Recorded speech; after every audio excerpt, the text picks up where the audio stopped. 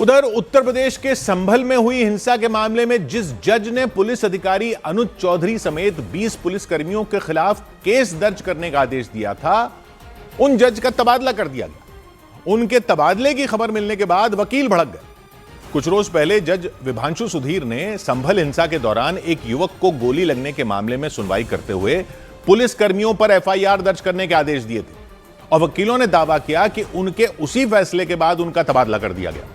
CJM यानी मुख्य न्यायिक मैजिस्ट्रेट विभांशु सुधीर का संभल से ट्रांसफर होने के बाद वकील भड़क गए। विरोध जताने के लिए वकीलों ने संभल कोर्ट में प्रदर्शन भी किया और जज विभांशु सुधीर का तबादला रद्द करने की मांग की।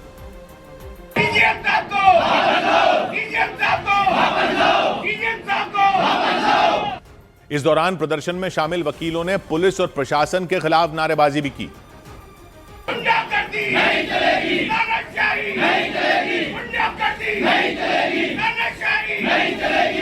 24 नवंबर 2024 को शाही जामा मस्जिद के सर्वे के दौरान संभल में हिंसा भड़क गई थी। उसमें गोली लगने से 4 लोगों की जान चली गई थी और हिंसा में कई पुलिस वाले घायल हो गए थे। हिंसा के दौरान अनुज चौधरी संभल में सीओ यानी सर्कल ऑफिसर के पद पर तैनात थे। हिंसा के करीब 3 महीने बाद 6 फरवरी 2025 को संभल के नखासा थाना इलाके में रहने वाले यामीन नाम के व्यक्ति ने कोर्ट में एक याचिका दाखिल की थी। उसमें उन्होंने बताया था कि संभल हिंसा के दौरान उनके बेटे को गोली मार दी गई थी। उस याचिका में उन्होंने अनुज चौधरी समेत कई पुलिस वालों को आरोपी बनाया था। 9 जनवरी 2026 को मामले की सुनवाई करते हुए जज विभांशु सुधीर ने सभी पुलिस अधिकारियों पर केस दर्ज करने का आदेश दिया था।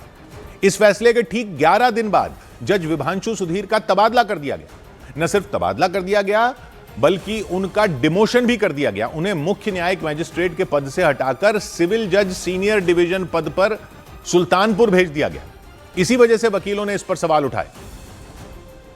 जुडिशरी को प्रशासन के नीचे रखा जा रहा है और प्रशासन के दबाव में जुडिशरी का ट्रांसफर दिखाया जाना ये न्याय की अवमानना है।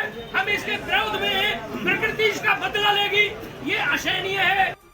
विभांशु सुधीर की जगह चंदौसी के सिविल जज सीनियर डिवीजन आदित्य सिंह को प्रमोशन देकर उन्हें संभल का मुख्य न्यायिक मैजिस्ट्रेट बना दिया गया।